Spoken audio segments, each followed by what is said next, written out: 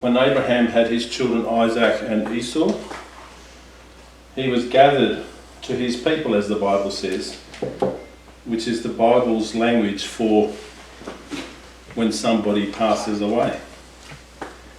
So he was gathered to his people, and he had two sons, Isaac and Ishmael. And we know from the Bible that Isaac and Ishmael came together to bury their father, and they buried him in the cave of Machpelah at Hebron today with his wife Sarah, as her name became known. This set in motion the history of the world as we know it today. We had Isaac's descendancy through the covenant, which brings us to the land of Israel today, to the descendants that we know as our Jewish brothers and sisters. We have the descendants of Ishmael, who were also promised great nations, and they formed 12 tribes as well, and they became the tribes which now fill most of Syria and North Arabia today. Syria. The claims that come through that line have led to the formation of the Islamic religion. But the covenant of God was held and promised through Isaac, and it is for that covenant which we are grafted on. So tonight we're going to go to the next descendants. We're going to go to Jacob, and we're going to have a look at his brother, whose name was... Anyone? What was Jacob's brother's name? Esau. Esau. Okay, so we mentioned that last week as well. So we're going to...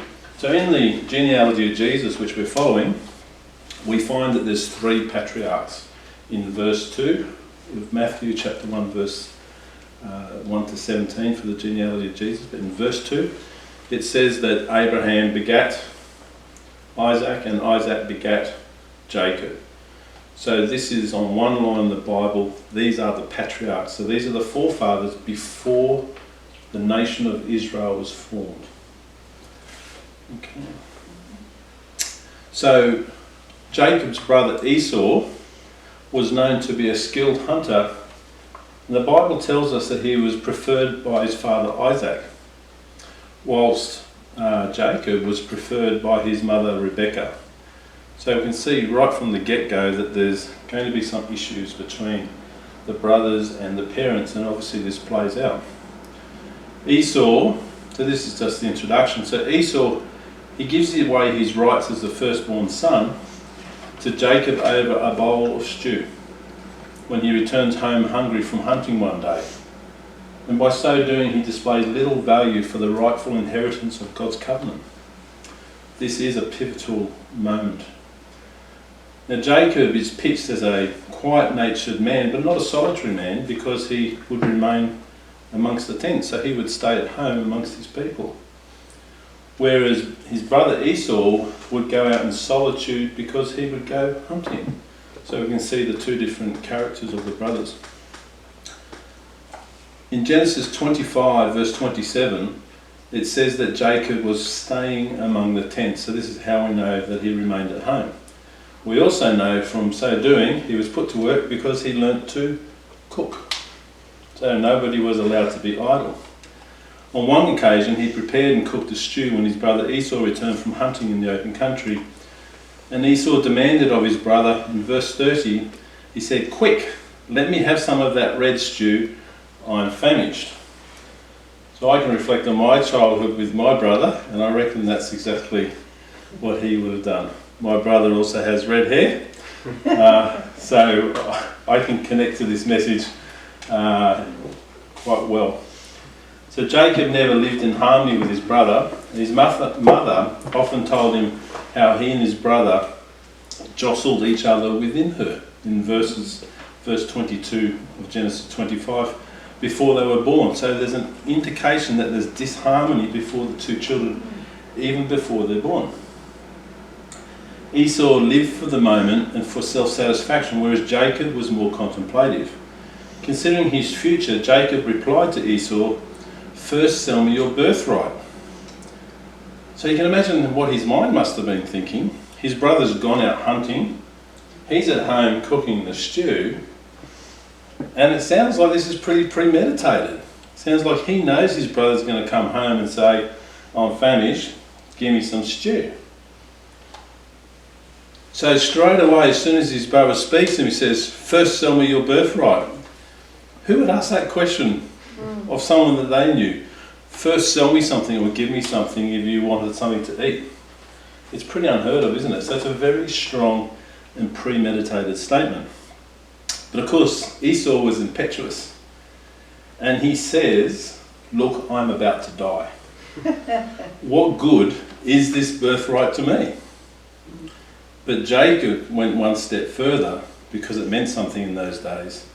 And he said in Genesis 25, verses 32 to 33, where this is all contained, he says, swear to me first. So in other words, he's asking him to make an oath that he is sincere in giving his birthright to his brother.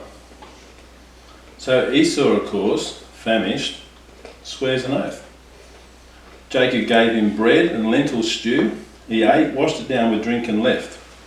The end result, Esau sold his birthright. He sold his very inheritance as the firstborn child. In verse 34, it says, so Esau despised his birthright. Why do you think Esau despised his birthright? Tough question. Despising something. Why would he despise his birthright? Anybody? Anybody online?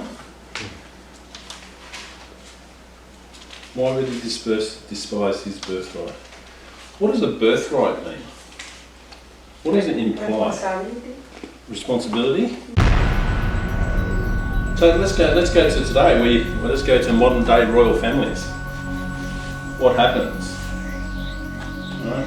What about the royal family in Britain today? We've got the first brother William. He's going to receive the birthright. Second brother Harry. He's not. So he's not too interested in the responsibility so much of what comes with his office as his brother is. So perhaps in this situation, Esau is there saying, I don't really want this birthright because if I accept it, I've got this whole thing that I need to do for the Lord. And the blessing, the final outcome, it's not going to be for me. It's going to be for people who come after me. Sounds to me like someone who's perhaps a bit selfish. Certainly not putting the Lord's first. Certainly not putting the covenant first. He's willing to give it up for a bowl of stew. Any other thoughts? Yeah, maybe he did not value it at all. He found no value in it. He held it as something as contempt, something of, not as something of worthy. You can tell that from his attitude and that. I mean, come on, over lentils, I would have asked for something better than that. But it's the attitude. I think it has to do a lot with his attitude, you know. Yet he was a rough man. He was not a delicate man. He was a rough man. But yet you see his attitude that he did not value his birthright. He didn't. I don't know why, but he didn't value that. I think it would have been a lot of other things that he did not value, but you could tell that straight away, no value in it. Well, I think if he was a hunter and he was a bit of a loner, and if you're a loner, you're not somebody who wants to take on a role like that, where you basically you're in charge of people, and it's more he's in charge of himself. Yeah. What about reflecting on the birth? What about reflecting on what was said to the mother before they were born? Do you think the kids would have known about it? Do you think the mum might have said, well, I prefer this son. Why did she prefer that son? Don't you think that it's because the Lord said to her that the second would actually be the one whom the first would serve? When we're told things in life, sometimes we mould our behaviour or our beliefs based on what we promised, not what we inherit. So we have a situation here where the bargain was made by Esau's birth but it was by Jacob's promise. Jacob was quite pointed in saying, give me the birthright. Why? Because he knew, he expected that it was his. Why? Because his mother favoured him. Why did his mother favour him? Because she was told that he would be the one who would rule over his older brother. Okay. So we have a situation here where the power of something stronger than suggestion, but understanding of a promise, actually outweighs what should actually happen in the natural. And so it plays out here. This can happen to us, can't it? Yes. You know, sometimes we think, well, I'm entitled, but somebody else has promised and they'll overtake you. They'll take it from you by hook or by crook. And so we see this happening in this situation. Jacob's desire for his birthright, look at what it included. The future possession of the land of Canaan. It's a pretty big promise. I mean, you'd kind of be muscling in there for it, wouldn't you? So he was also given the promise of the covenant, which inevitably would lead to the birth of the Messiah. Right? Massive promises.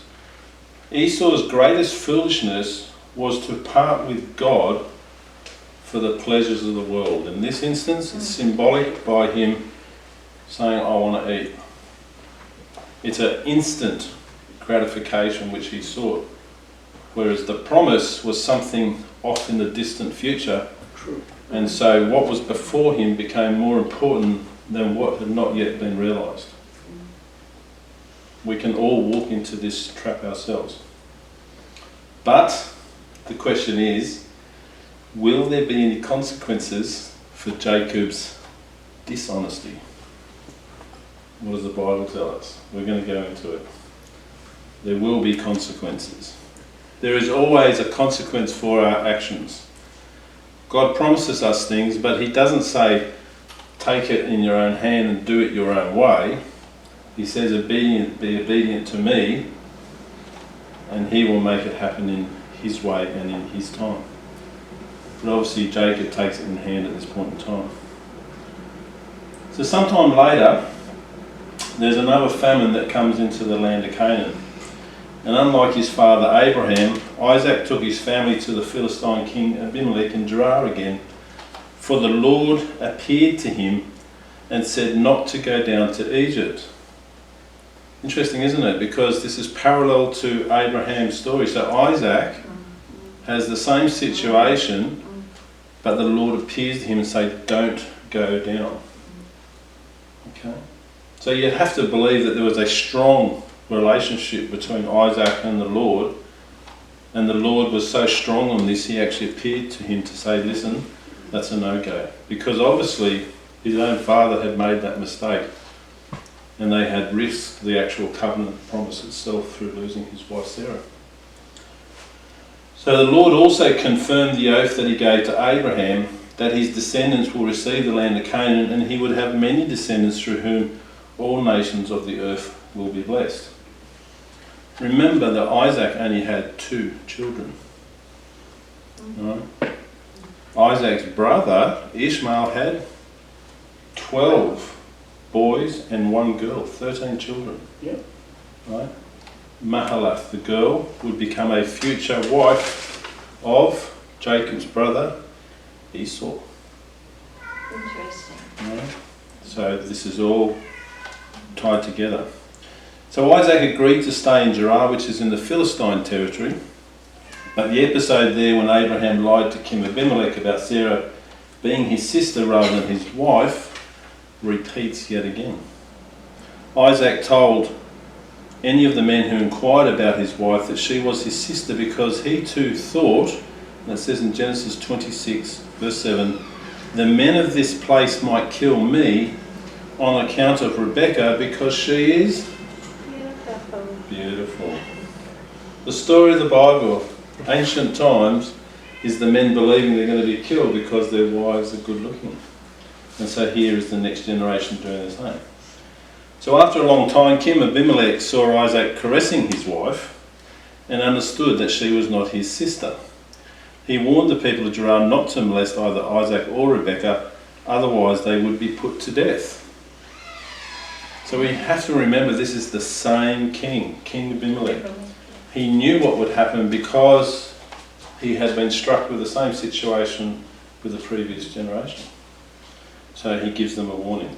So like Abraham, Isaac demonstrated his sin nature when he failed to trust in the Lord.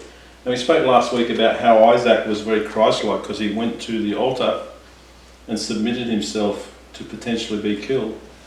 And yet here we see again that Isaac falters.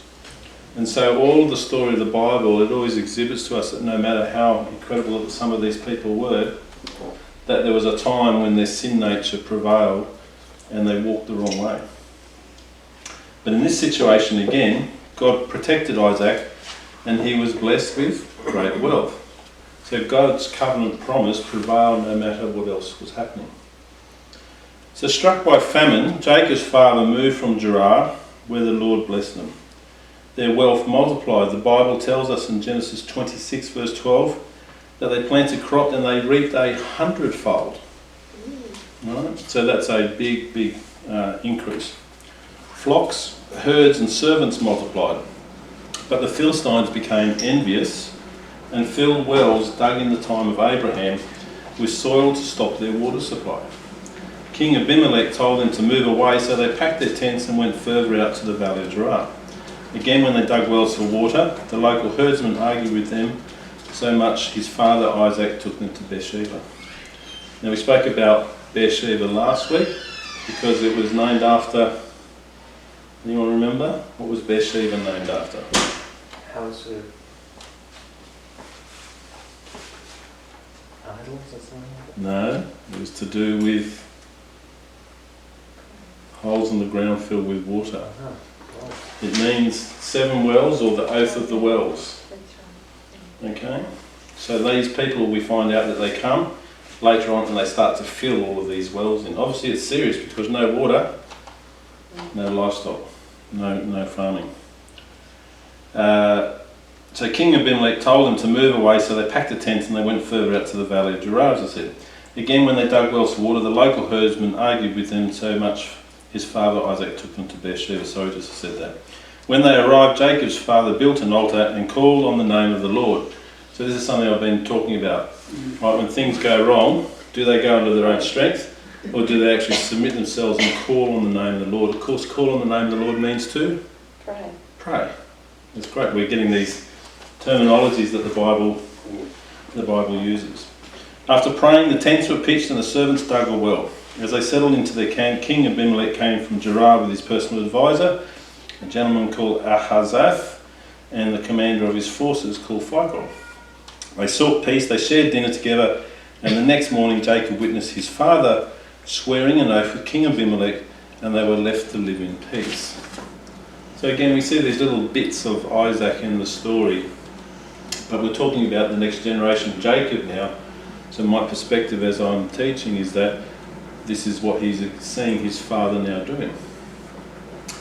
So Esau was 40 years old, but instead of marrying from amongst his own people, the Bible tells us in verse 34 of Genesis 26 that he married Judith, daughter of Beeri the Hittite, and also Basemath, daughter of Elon the Hittite.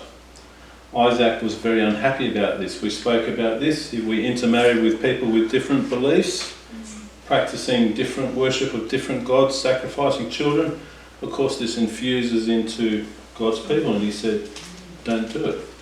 So as the father, he's not very happy. As time went by, Isaac grew old and became blind. On one day he sent for Esau, and he says in Genesis chapter 27 verses 2 to 4, again just follow along in your Bibles as I'm teaching.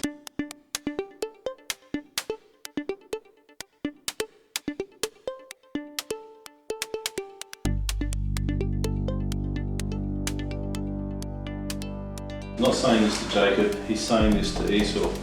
So in this particular instance, we spoke about this last week, there's 2 things that happen all the time. First of all, there's the inheritance, and then secondly, there's the blessing. The inheritance comes with birth. The blessing comes with death. The father blesses their child before they are gathered to their people, as the Bible says, before they die. Okay. So in this instance, Esau has already given away his birthright, but his father wants to bless him. So fulfilling Isaac's desire for a meal of his choosing for Esau is a proof of his love and affection for his dad. It also confirmed that Isaac planned to give his final blessing to Esau, his firstborn son. Now here's the interesting part. The Bible tells us that God had told Rebekah that Jacob, the second-born, would inherit his covenant. And yet Isaac was intent on giving this to Esau. Right? So we have this situation where Esau has already given it to Jacob, and yet here we have this intention of Isaac still to give it to Esau. So the interesting thing is we can start asking some questions here. The first one I pose is, didn't Rebekah tell him what God had said? So when the two babies were in her womb, she knew what was going to happen. This influenced her and her relationship with the second-born. Do you think she actually said this to Isaac? Sure. You think so? Isn't she setting about deceiving her husband in order to ensure? Yeah, I think she did. She thought she was doing God's work. But if we're married to our husband, shouldn't honesty be part of that relationship? Should be. Isn't the promise go through Isaac? Is that not the covenant promise? Doesn't it go through Isaac? So we have a bit of an issue here. The second question I can pose is, and Esau has sold his birthright to Jacob, so was Isaac unaware of this as well? Seems so, doesn't it? So there's a couple of things going here where perhaps Isaac's a little bit in the dark. He actually doesn't know what's going on. That often happens. Right. Right. Nothing unusual for a parent to be in the dark sometimes. Women know these things. So whether he was ignorant of these events or chose not to acknowledge them, his natural affection was for Esau, and this was his priority. On this same day, Jacob's mother Rebekah listened to what Isaac had said to Esau, and when he left the hunt, she set out to deceive her husband so Jacob would receive the final blessing. So she knew what was going on. She knew he was going out to hunt. She knew that Isaac had asked him to go, and straight away she sets her plan in motion, doesn't she? So Jacob was called by his mother Rebekah, and what does she say? She says, "Look, I overheard your father say to your brother Esau, 'Bring me some game and prepare me some tasty food to eat, so that I may give you my blessing in the presence of the Lord before I die.'" In the presence of the Lord before I die. So that must carry some weight, right? Because he's saying in the presence of the Lord. "Now, my son, listen carefully and do what I tell you," she goes on to say to Jacob. "Go out to the flock and bring me 2 choice young goats, so I can prepare tasty food for your father just the way he likes it. Then take it to your father to eat so that he may give you his blessing before he dies." So this is all in Genesis 27 verses 6 to 10. Jacob was not comfortable with this because he says to his mother, "But my brother Esau is a hairy man, and I'm a man with smooth skin." Must be something to do with hanging around the tents with the ladies. There's a distinct difference, isn't there? "What if my father touches me?" he says. "I would appear to be tricking him and would bring down a curse on myself rather than a blessing." His mother said to him, "My son, let the curse fall on me. Just do what I say, go and get them for me." Wow. She's prepared to defy the very blessing of her husband through whom the covenant promise was given. It's a big deal, isn't it? So, what does Jacob do? Of course, he does what his mother says. Yeah. So he goes out and he chose 2 young goats. His mother prepared them for a tasty meal, then dressed Jacob in Esau's clothes, covering his hands and the smooth part of his neck with the goat skins, so that Isaac would believe he was Esau. So Esau must have been pretty hairy to use these goat skins. So Jacob received the tasty food and bread from his mother Rebekah and went to his father. He said, "My father," to which Isaac called, "Who is it?" in verse 18. Jacob entered into the lie, obviously, and responded, "I am Esau, your firstborn." So now we have mother and son complicit in deception in order to receive the blessing of the father, through whom the covenant promise of God would pass. Big choices, aren't they? So would this be the case if God had not told Rebekah? What do you think? Do you think Rebekah would have done all of this if she hadn't have known? Or do you think that that promise that she had received from God before the children were born has precursed her life and her decision? Because she just said here, "Let the curse fall on me." Yeah, sure. I mean, I think that she was mainly doing it because she preferred Jacob, because she knew the promise, so she would have trust God that he would do whatever he was going to be done, but she was doing that in her own esteem. So it's more like, this is my preferred child, I am going to do it. So is that an excuse? Believe the word that God had spoken to her. That's right. So if we believe God's word, do we need to take action ourselves to actually enforce it? Is that justified? She probably realised the call was there, and she might have even had a call in her heart to do that. It's God's call over Jacob. Esau never had the call to carry on the line. The inheritance wasn't in him. But Jacob... It wasn't in him. Didn't he just go along complicit in this lie and say, "My name is Esau"? I might have to change your name to Rebecca. I mean, it's a big lie, isn't it? I mean, there's something really going on here that's really quite challenging. What it actually tells us is that throughout the Bible, God makes promises to his people. And then they take God's promise and decide that this is how I'm going to do it.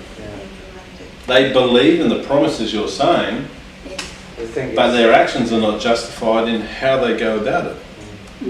I reckon the mother would have still helped him, because he stayed with the tents, which means that she had favoritism on the son, and then if she found out that the brother made the oath, she would have gone with it.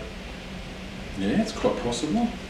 You would know their personalities by now. But there's characters, where people have character differences, and I think that some of Jacob's decisions would have been of his own doing. However, the characters tell you that they were different as people, and so he was around the tent, so he would have been more easily influenced because he would have been in the presence of other people, whereas Esau, of course, was outside hunting all the time in a solitary fashion. Okay. Yeah, but if we think about it, and I'm really munching on it. Yes. Okay. Her decision, he bore a huge consequence over his life for the next many years. So, okay, God would have brought that to pass, no doubt. But because man takes things into his hands, it could go this way and he'll get to the end, okay. Yep. But the consequences, Right. and then he runs away from his brother, and a lot of things happen to him later. Which we're going to have a look at, yeah. I mean, Absolutely. really, it's. I think that needs to be put on the weight. You know, just think about what we're going to do in life, because God will bring to pass what He needs to. Our responsibility is to align ourselves to Him. But if we do it our way, the consequences will be very different. Agreed. And you bear it for many, and not only you, but your children and your children's children. Agreed. And this, Yeah, I was just going to say, it's funny, isn't it? Because God makes a covenant promise, but it doesn't mean so there's not going to be consequences if right. you don't do it His way. Because up to now, the story of the Bible, since we engaged with Abraham, because Abraham was given the covenant, we find that Abraham erred, Isaac erred, Jacob erred, they all did. They all had sin nature within them, they all took decisions at time where they walked away from the Lord. Yeah. every single time there was a consequence for it. Yeah. Rebecca. But as David's saying, the consequence for this is grand. Right? It's not like it happened across a week or a few months or part of a year, and then they were brought back into alignment, went back to obeying the Lord. His consequences are going to take 20 years to fix. So They got blessed. Jacob, Abraham and Isaac got blessed. Rebecca copped the consequences and died early. there was consequences, that's right. They all got She consequences. said, put the curse on me, and Right. it went on her. Right. She called a curse down upon herself from the Lord, didn't she? Literally. Like the Jews did. Yeah. Literally. Yeah. So it's an interesting, well, it's not just interesting, but it's a very strong example for all of us about what happens for us today if we decide the same things. If God promises us something, He doesn't say do it your way, and He doesn't say He won't fulfill it if we don't, but there's a consequence for how we get there along that path, as David said. Absolutely. Two wrongs don't make one right, don't they? Right. And it's a truth, and something we must truly learn from that. Yeah. And it's funny because what we'll see later with Jacob and Joseph and that, and same thing happened. Yes. Well, but you see the mercy of God in everything. Absolutely. His promise will come to pass. And you've got to remember, He gave a promise for a reason. Keep your eye on the prize. 2,000 years later, Jesus is going to come. Right? So there's a very specific purpose for why God will always fulfill His promise, no matter what people actually do.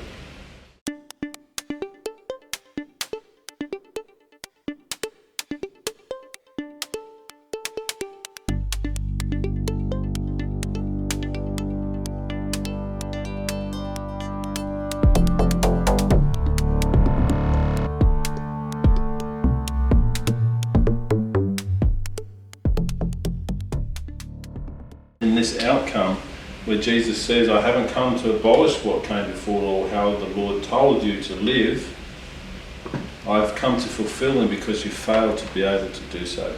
You had a sin nature. Can I just add one more thing that I'm just thinking? No, absolutely. I was thinking the other day, if we look at the Messiah, and obviously we all think of the 2000, as we're saying, the Messiah. Birthright was not important. And we see that straight, it just hits like a nail, but blessing. And if we see his lineage, they weren't always the first son passed down and down and down, and even when he was from the tribe of Judah, he wasn't from the oldest one. But how interesting that the Messiah, he had, one of the prerequisites wasn't to be firstborn. Very interesting that, and we see that with Jacob now. So. And this is what the genealogy of Jesus actually provides the skeleton for this whole journey that we're on. Is because it tells us that those who came before him, they weren't necessarily the firstborn, they weren't those who were meant to inherit, they weren't perfect people, they sinned. So we see this through by following this journey through the Bible. The next thing I was going to say, you see, it actually matters how we fulfill the law. The laws are given, but it's how we fulfill them that actually matters. In Matthew chapter 5 verse 20, so 3 verses on from the one that I just read, it says, "For I tell you that unless your righteousness surpasses that of the Pharisees and the teachers of the law, you will certainly not enter the kingdom of heaven." So we see that the law itself and the practice of the law is flawed, isn't it? The Pharisees, the Bible tells us, Jesus says to us, that the Pharisees and the teachers of the law were not necessarily righteous. Okay? So this is that heart thing that we talked about, where we can, I'll use the example, we can drive down the road and we can exhibit all of the road rules, but inside we could be absolutely raging, Yes. angry, abusing people, but still stay within the law. Not righteous, however. So this obviously is why Jesus came. He came to bear the curse of the law. Strong words. For even whilst abiding by the law, God people sinned. The laws were given in order for people to live righteous, to live the right way by God. But the story of the Bible tells us that nobody managed to do it. Nobody, apart from when Jesus came. So often in the pursuit of a divine promise, we can find ourselves taking the wrong path. But we have to ask ourselves, does the end justify the means? When we walk in faith, we must be obedient to God and trust in His way and not our way. This is one of the many lessons that we reveal. For whatever way or law God Almighty put in place to help us steer a righteous path through life, He still gave us a free will choice to do it our own way. Unfortunately, we often choose the wrong path. So these stories, they bear out the fact that God gave man a free will. All of this ties us back to the very first instance of man and how He actually positioned man in the creation story, doesn't it? Because He positioned him in such a way where He created him in His image and perfect in every way, and yet He still gave him a free will choice which was necessary in order for him to love God unconditionally. But because of that same free will, he became subject to temptation, made the wrong choice, and sin entered into the world. This is the story that pervades throughout the rest of time to this day. Hasn't changed. So we find through each of these journeys in the Bible of each of the descendants that the very same things are applying to each and every one of them. It wasn't a story in the beginning that went away afterwards. It kept on revolving again and again and again. So 3 times, going back to Isaac, he asked Jacob who he was. Do you think he would have done that if he believed that he was who he said he was? 3 times. Obviously he must have been a bit suspect. Yes, Sydney? Sarah Jones said they did not or could not follow 614 laws to become righteous. Jesus came to fulfill the law, and in Him we become righteous. Correct. Agreed. So there were 613 laws, I'll just correct that. Yeah. However, the statement is absolutely correct. Absolutely. Okay, so 3 times Jacob lies to his father. After eating, Isaac smelt the clothes of Esau, convinced he gave the blessing intended for Esau to Jacob.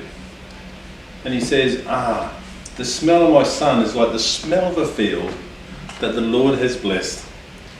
May God give you of heaven's dew and earth's riches. So here comes the blessing. And abundance of grain and new wine. May nations serve you, and peoples bow down to you. Be Lord over your brothers, and may the sons of your mother bow down to you. May those who curse you be cursed, and those who bless you be blessed.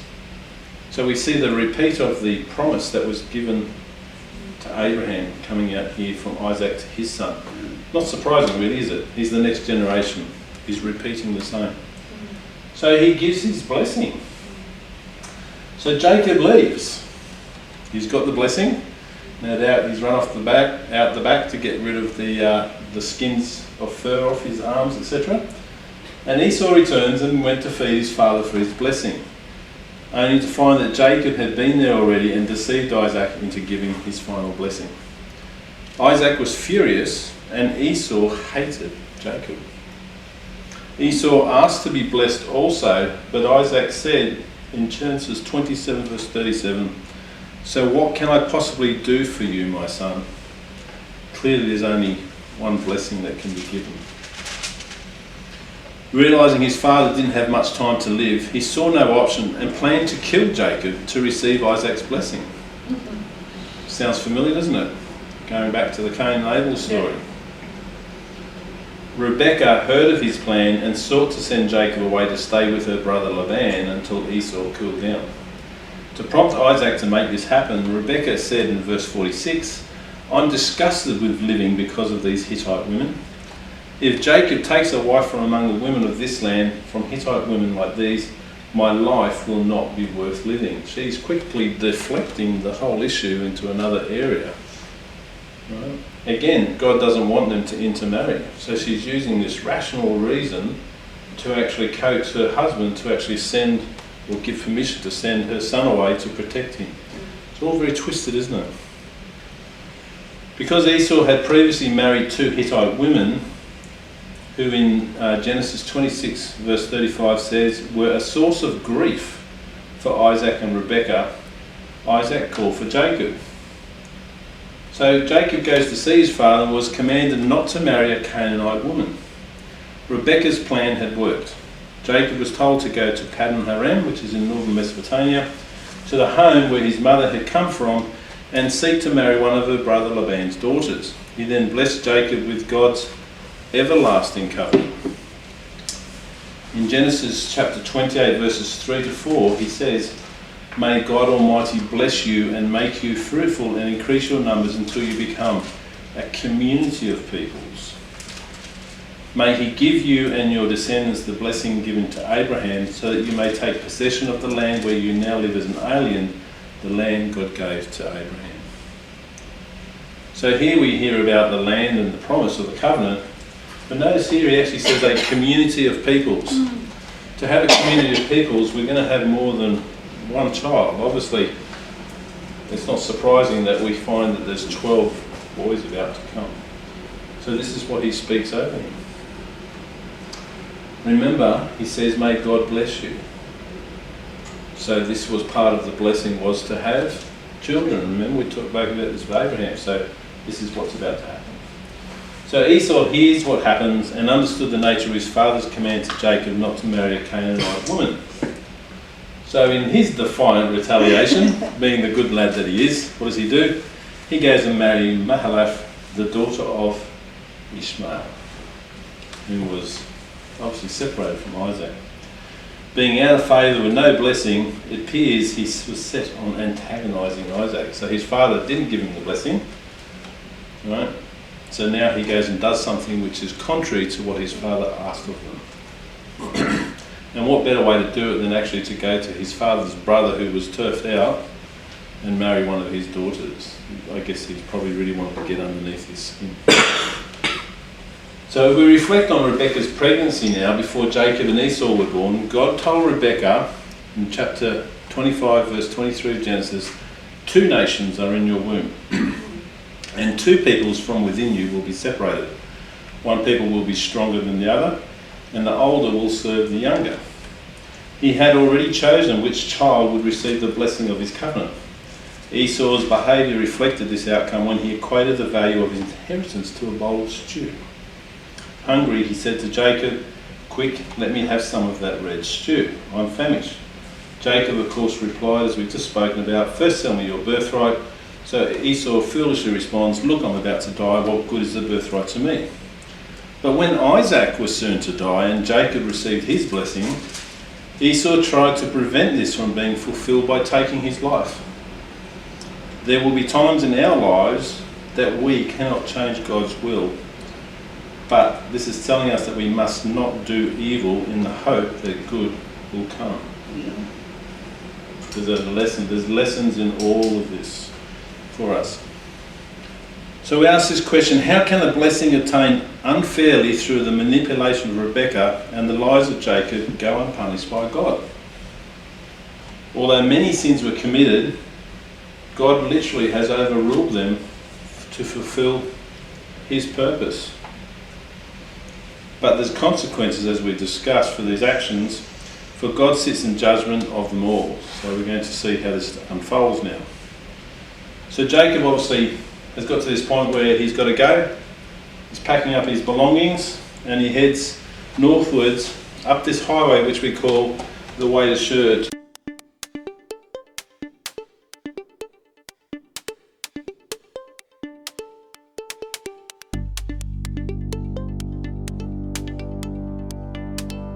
On this journey, the Bible tells us that when they arrived at Luz, which is what it was called in those days, which became known as, anyone remember? The name was changed to Bethel. So Bethel means the house of God. Beth, Bet, Beit, as they say in Hebrew, right? Means house. El means God, house of God. Okay, so Bethel means the house of God. Obviously, he was exhausted after his travels, and the Bible tells us he took a stone, he placed it under his head, and he lay down to sleep. It wasn't long until he fell into a deep sleep, and Jacob had a dream that night. A significant part of the story here in the Bible. He dreamt that he saw a stairway that rose from earth to heaven. On it were angels of God ascending and descending. This is one of those funny things when you talk about angels, where people have to be told that not all angels have wings on their back. Because it says that the angels were descending and ascending up and down stairs from heaven. If they had wings, they'd probably just flow down, wouldn't they? So you can put in your mind's eye this picture of this staircase. Okay, above it stood the Lord. And the Lord said, I am the Lord, the God of your father Abraham and the God of Isaac. I will give you and your descendants the land on which you are lying. So we get this confirmation now. We've now gone to the next generation. The Lord is now speaking to Jacob. The Lord was speaking to Abraham. He was speaking to Isaac. Now he's actually speaking to Jacob once he's separate from his family. Quite normal, isn't it? The Lord speaks to each of the next descendants once they're separated from their fathers. So this happens again, it repeats again. He says, I will give you and your descendants the land on which you are lying. Your descendants will be like the dust of the earth, and you will spread out to the west and to the east, to the north and to the south. Okay, so we're talking about right around the world. He then goes on to say that all peoples on earth will be blessed through you and your offspring. Not just his descendants, all peoples on earth. So we're getting a prophetic message coming through here. He says, I am with you and will watch over you wherever you go. And I will bring you back to this land. I will not leave you until I have done what I have promised you. This is all from Genesis 28, verses 13 to 15. So once again, he says, what I have promised to you. So this is the third patriarch that God makes a direct promise to. He increases. Now we've been told that the descendants will be like the dust of the earth. So we're talking about many, many, many people. And he says that all people. Okay, so during the night, Jacob, of course, woke up from his sleep and he realised that this dream was not an ordinary dream. He thought to himself, and he says in verses 16 to 17, surely the Lord is in this place, and I was not aware of it. He then said, how awesome is this place? This is none other than the house of God. This is the gate of heaven. Of course, it became known as Bethel, the house of God. Jacob settled back to sleep for the night, but when he woke up, and that map you're passing around has it on there for you to see where it is. But when he woke up early the next morning, he took the stone that he had placed under his head, placed it on top of a pillar he made from other stones, then he poured oil over it. Although this place was already named Luz, he renamed it Bethel, which means the house of God. Then he made a vow. So in verses 20 to 22 of Genesis 28, he says, if God will be with me and will watch over me on this journey I'm taking, and will give me food to eat and clothes to wear so that I return safely to my father's house. So he's talking about very practical menial needs, isn't he? He's saying for the Lord to walk with him, he will give him provision. He will protect him. Right? So we start coming up, if we actually translate this into Hebrew, we start coming up with some of the attributes of God in terms of his name. Okay? So Then the Lord will be my God, and this stone that I've set up as a pillar will be God's house, and of all that you give me, I will give you a tenth. What happens in the future to this place? What becomes of Bethel later in the Bible? What gets kept there? What happens when the Israelites return? Do you know what Bethel is? Jerusalem. No. I tell you. What does the priesthood do? Oh, they What do they carry? What do they bring with them? yeah. Bethel becomes a place of the priests in the future. It's the house of God. It is a place for a period of time that the covenant would reside, the Ark of the Covenant would reside. Okay. So we see again all the way through, if we take note of what's being said, that the things that have been said in the past come to pass in the future. They're not just named for the sake of a name, they actually have a purpose in the name, and they become fulfilled by God when it's spoken over these places. Okay. Can I just add something? Go for it. Yeah, absolutely.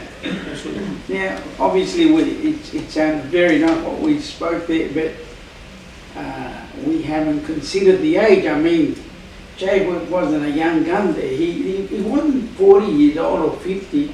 Must have been about 70 something.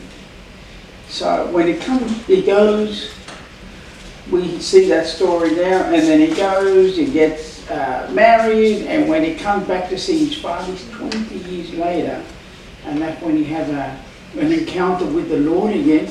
He's 97. So when he leaves his father, he's 70, he must have been about 77 years old. And that didn't happen too far back, that he had his argument with his brother. So they weren't young guys. No, that's right. But isn't that incredible? And that's the norm we find in the Bible, especially in these ancient of times. Yeah. The things weren't happening in people's 20s and 30s, they were always happening in their 70s, 80s and 90s. Yeah.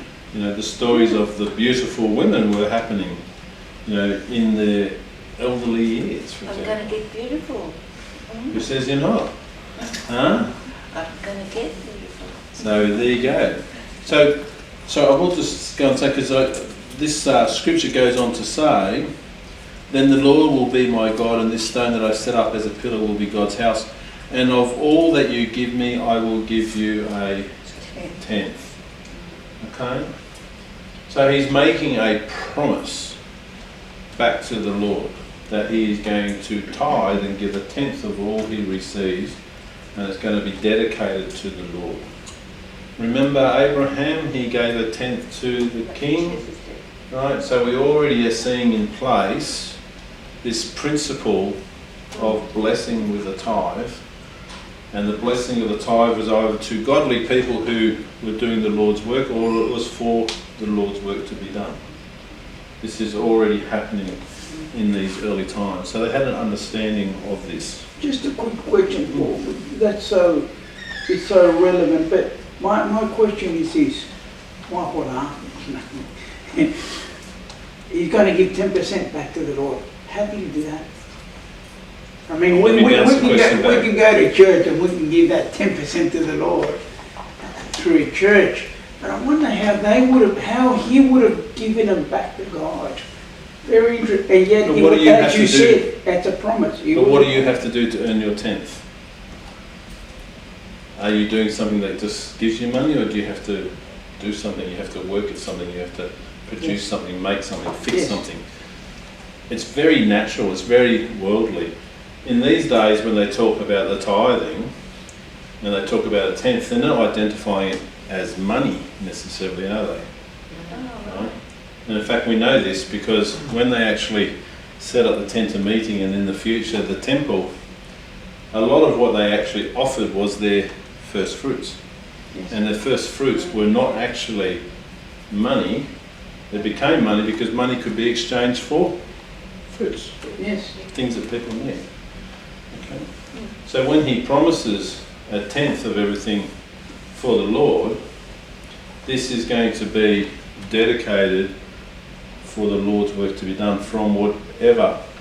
So it's interesting, I completely agree, because the tenth, right, is an offering that he's actually going to give to God. He obviously has to give something which he can actually produce.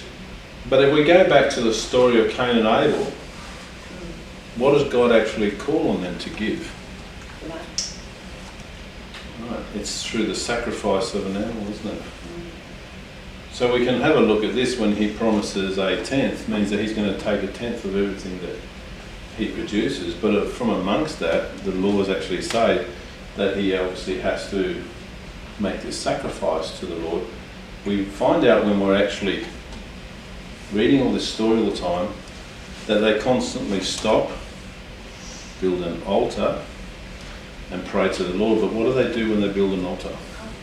What are they going to do to either sacrifice? So what is that? That is an animal. Where does that animal come from? From the tenth. Okay, they were there also observing the grain, the libations, the oil, the water.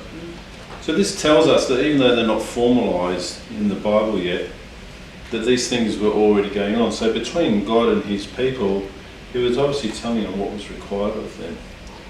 They knew this. We learn a little bit later in the Bible because it gets penned down by Moses.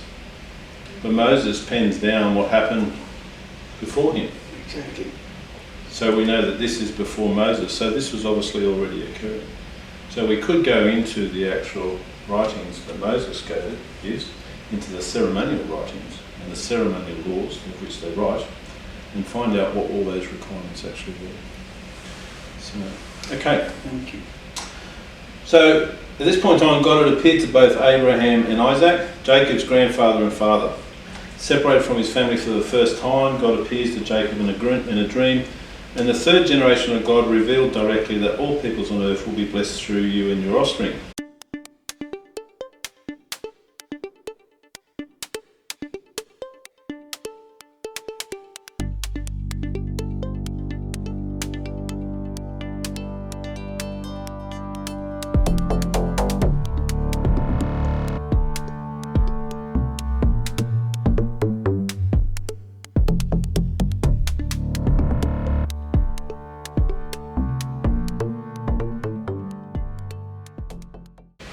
So Jacob continues on his way northwards.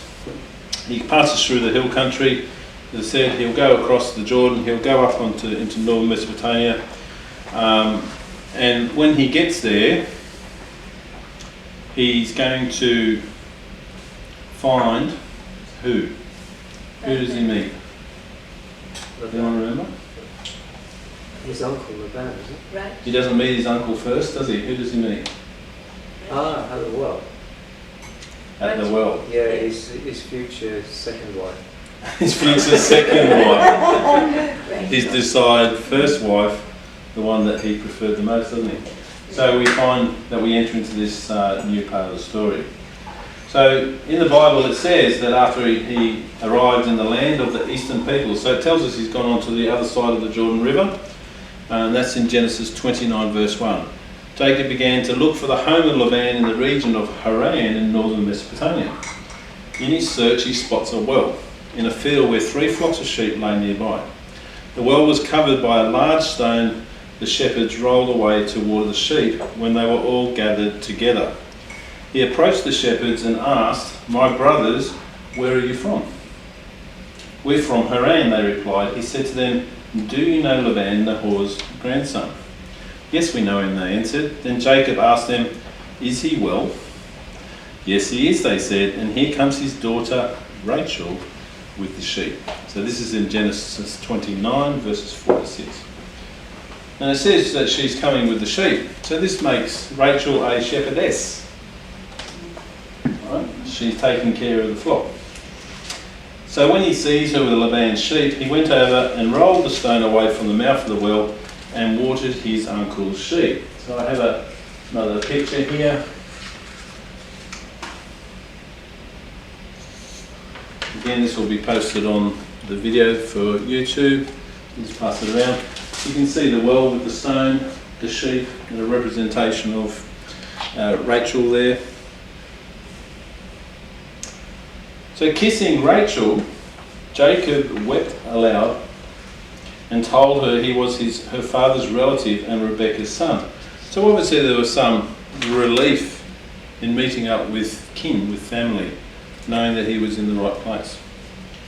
Rachel ran in excitement to tell her father, and when he heard the news he came running to meet him.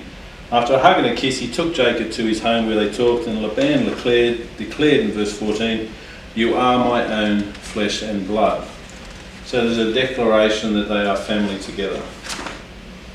After Jacob had stayed with them for a month, Laban offered to pay him for the work he was doing. Jacob fell in love with Rachel, so he said to Laban in verse 18, "I'll work for you 7 years in return for your younger daughter Rachel." Laban of course agrees. However, 7 years later, Jacob says in verse 21, "Give me my wife." So it's quite a demanding statement, isn't it? Give me my wife. My time is completed and I want to lie with her. On the wedding night, Laban took Rachel's older sister Leah to Jacob, who slept with her. In the morning he realised he had been tricked and asked why. Laban in verses 26 to 27 replies, "It is not our custom here to give the younger daughter in marriage before the older one. Finish this daughter's bridal week, then we will give you the younger one also in return for another 7 years of work." So he's run away from what he's done wrong. How's it looking now? He's now signed up for 14 years. He's been deceived and he's now entered into a marriage which was consummated with the wrong daughter, and now he says, "I'll stay for another 7 years in order to marry the daughter whom he obviously loves." This sets up a scenario which defines a lot of things that are going to come. A lot of things. Right through to the way that the tabernacle and all the tribes of Israel are assembled around. There's an order to it, and they're based on the children of these wives and the slaves, and this is all from this moment that this actually pans out. So Jacob did as Laban directed, and when his daughters had slept with Jacob, he gave them a servant girl as their maid. Leah was given Zilpah, and Rachel was given Bilhah. Although Laban had deceived Jacob into marrying Leah before Rachel, it was Rachel that Jacob loved most.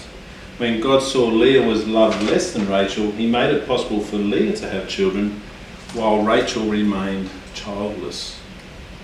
So that's quite a hand, isn't it? Is he being punished for what he did? Yeah. He's being punished for his choices, for his desires. Everything that's happening is now not going the way that he perhaps planned for it to go. Right? Remember, on the way, he had his dream. He received a covenant promise from God, and he made a promise to God, but he still did the wrong thing. All of those promises are going to be fulfilled, but in the same way that he didn't do it the way that God wanted him to, he's now going to walk a journey in a way that he doesn't want to. So there is a price that he's going to pay for the choices that he actually made. So as we witnessed with Jacob's grandparents, Abraham and Sarah, Rachel was not able to have children with her husband without the blessing of God. There's another message here.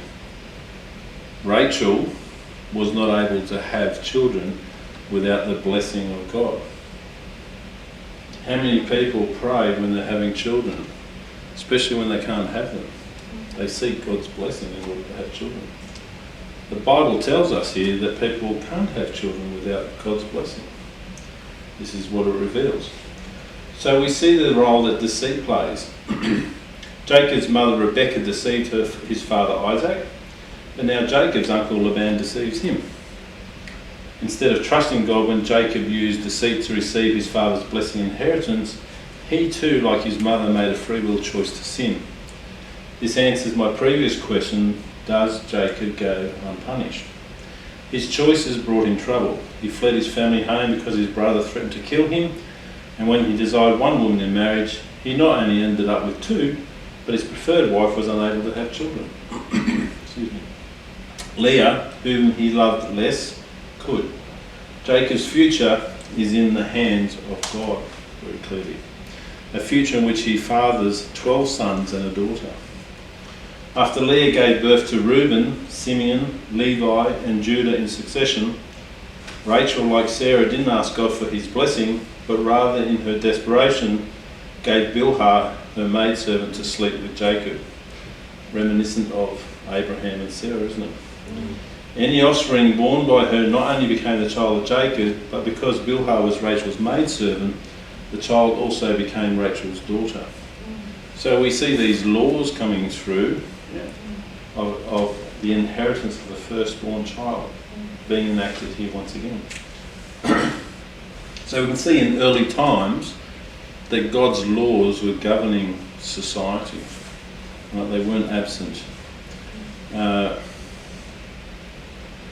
Bilhah became pregnant from this union and gave birth to a boy. Rachel named him Dan. She also, so this is the short version of this whole section of the Bible.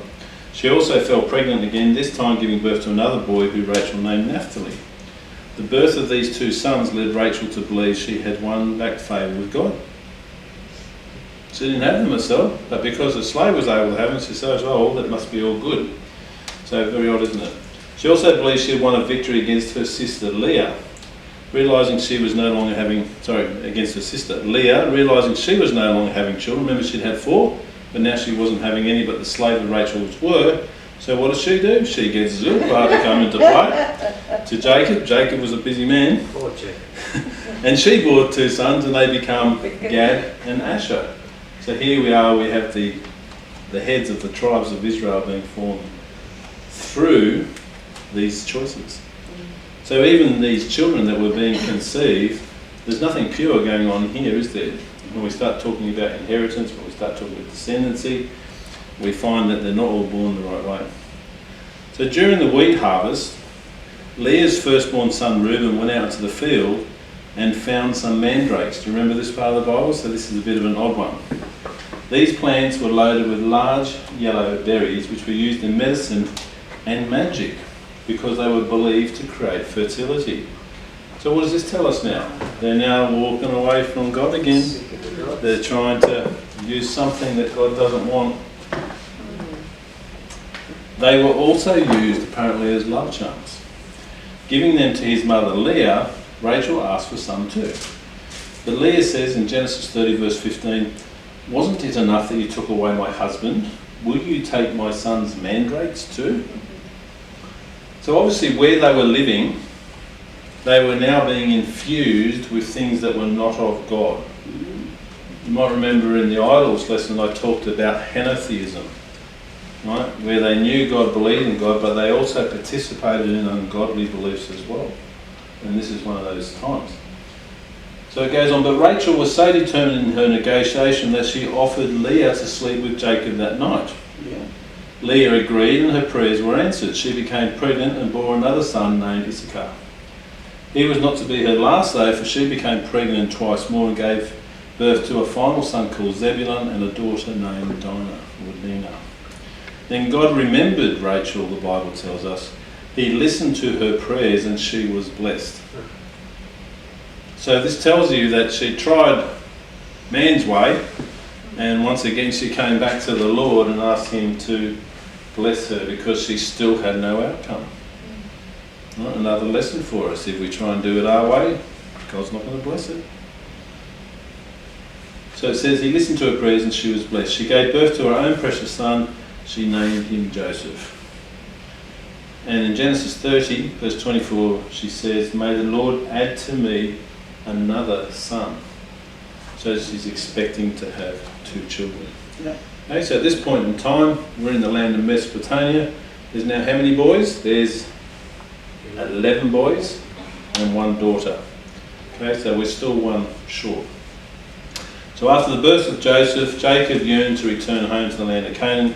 So he says to Laban in verse 25 and 26 of Genesis 30, "Send me on my way so I can go back to my own homeland. Give me my wives and children, for whom I have served you, and I will be on my way. You know how much work I've done for you." Remember, he's already married to his second wife. Right? The slaves have had kids. His wife's had 1, his second wife.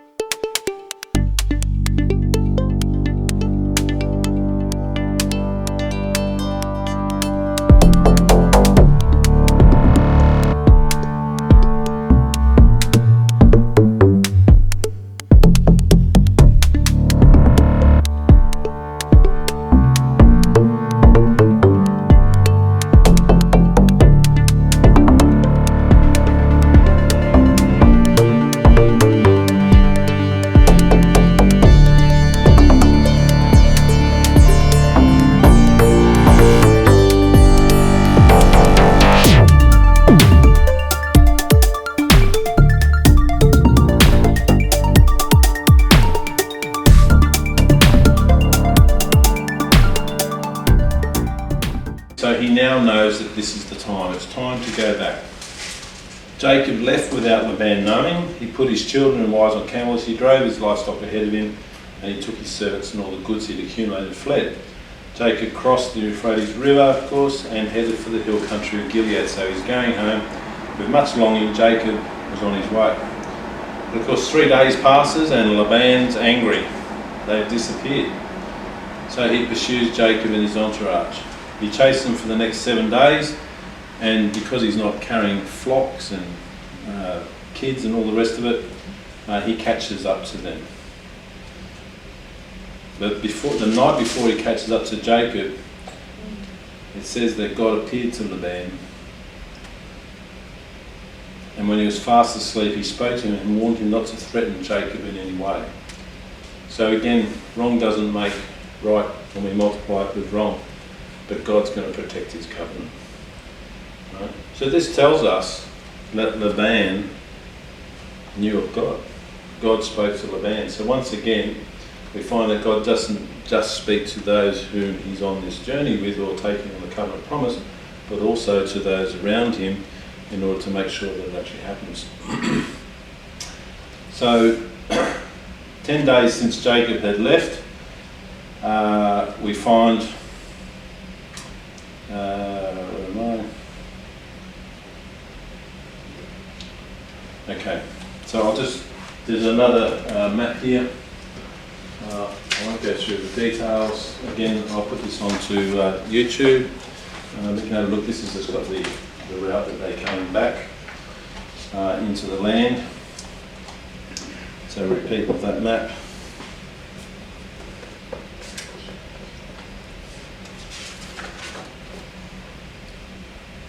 So when Laban caught up with him, he wasn't happy. He approaches Jacob with some questions, condemnation and threats.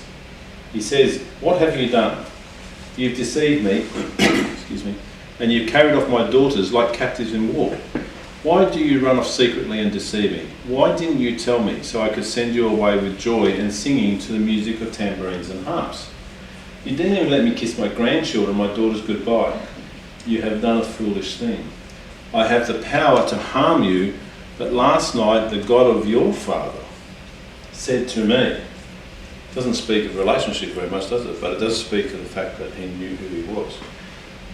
"Be careful not to say anything to Jacob, either good or bad." Then he says, "Now have you gone off because you long to return to your father's house? But why did you steal my gods?" So we're talking about, when we looked at the lessons, they had these household gods, so they had these little idols, and we discussed some of them. And he has more than one because he says, "Steal my gods," plural. Right? So he knew God. He was the descendant of Terah, the same as Abraham, who was called out together from Ur, and yet we find here that they've strayed and they now have these false gods as well. This is what I spoke about, was henotheism, right? Knowing God and worshipping other gods at the same time. So God had put a restraint on Laban to restrain his malice, but he didn't change his heart. He accused, chastised and threatened Jacob when his gods were so powerful that they could simply be stolen. Amazing, eh? Our enemies may steal our goods. You should listen to this. Our enemies may steal our goods, but they can't steal our God. They can take our possessions, but they can't take God away from us. Laban spoke of Jacob's deceit when his own heart was laden with deceit. His complaints were not only false, but they were that of a hypocrite. You see, it's customary in the East, when you have a look at history, that when relatives or friends set out to journey any great distance, that they'd actually accompany them a fair distance with music and songs of farewell. We learn this from what the Bible says, and it bears out in history as well. But Laban had no intention of letting Jacob go, and his years of constant manipulation had worn thin. When we look at why Rachel stole her father's idols, why do you think she stole her father's idols? Why would they steal idols? It might seem that they have some power. But didn't she know God?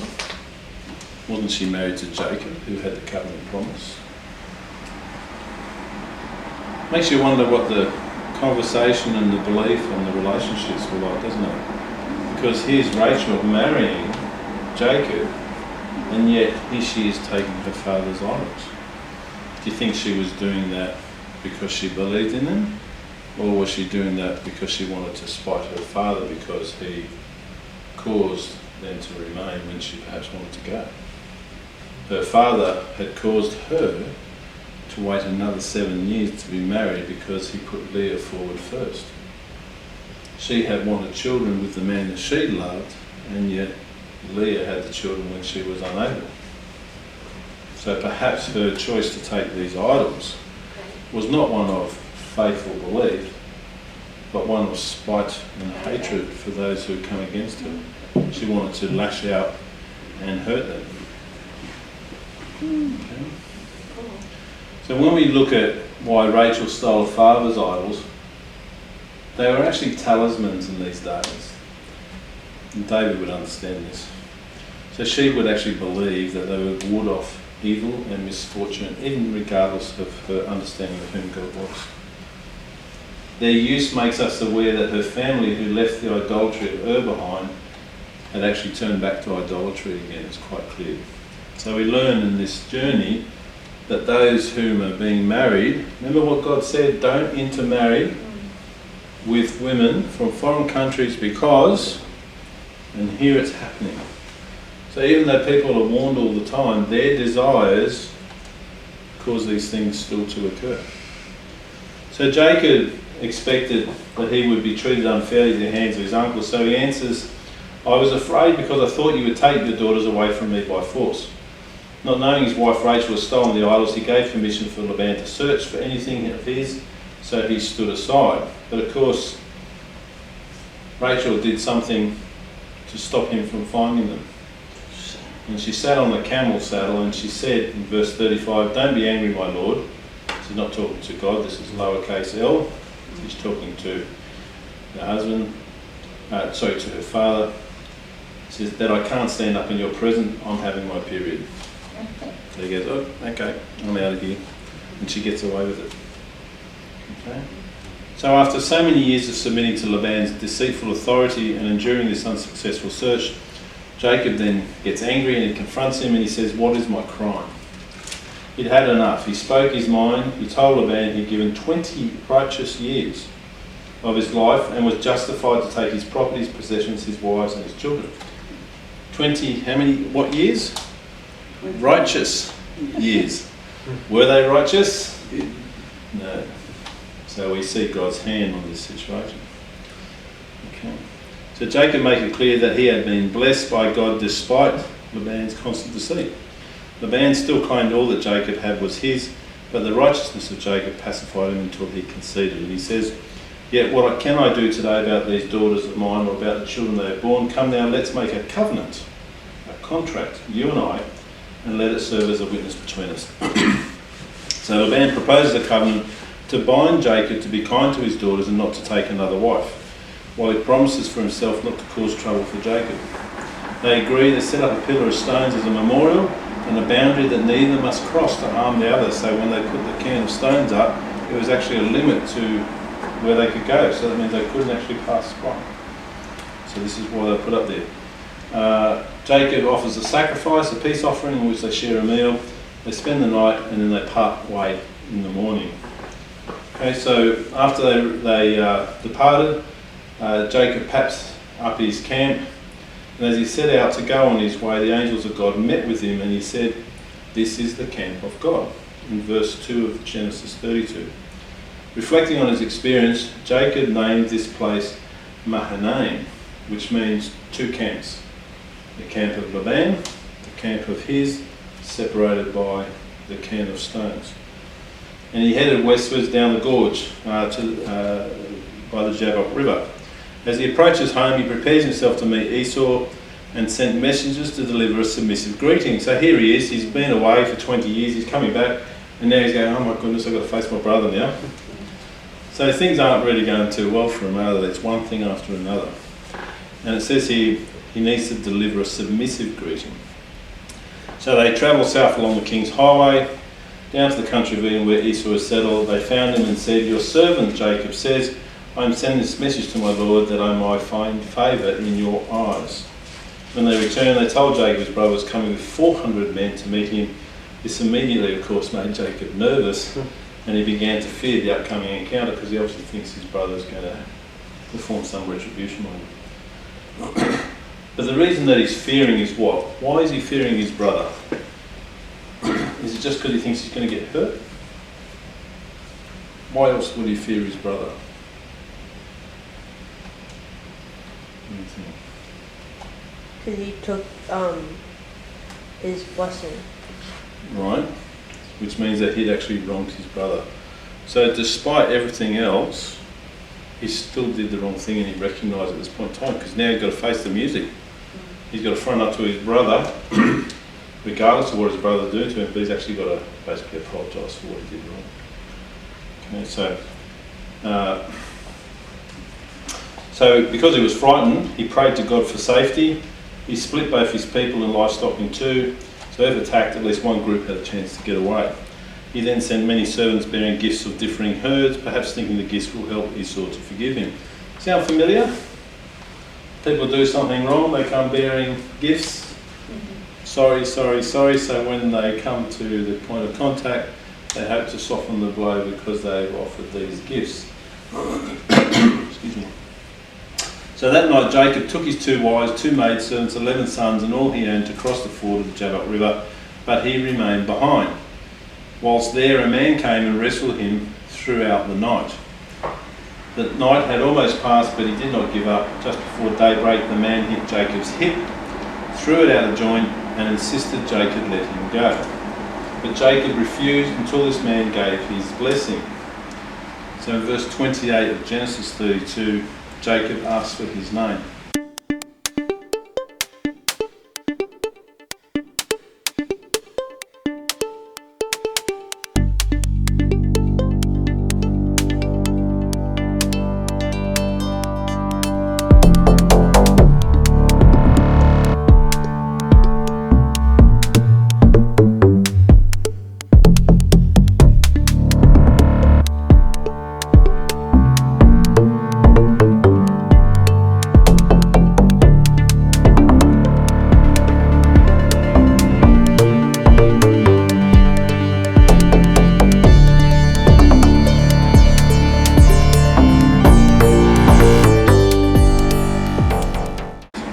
Jacob insisted, so Esau accepted.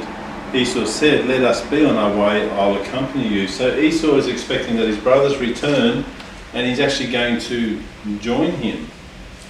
But obviously this is not what Jacob wants.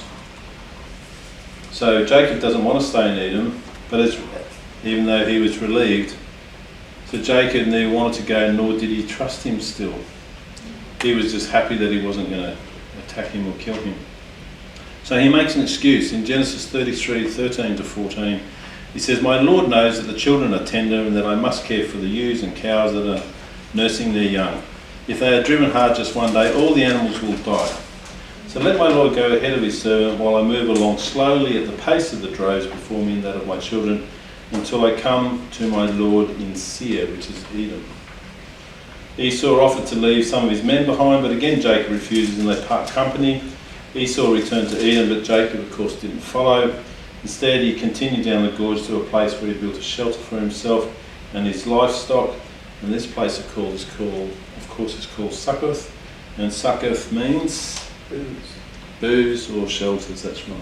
So here's that word coming up much earlier in the Bible than what they were used later on. So obviously they rest there, and then he heads off into the land of Canaan. They get to Shechem. He negotiates with the sons of Shechem there. So Shechem had a tribal leader or a king, and he negotiates 100 pieces of silver and bought a plot to pitch the tent and graze the livestock. Returning to the promised land given to his grandfather, Jacob built an altar.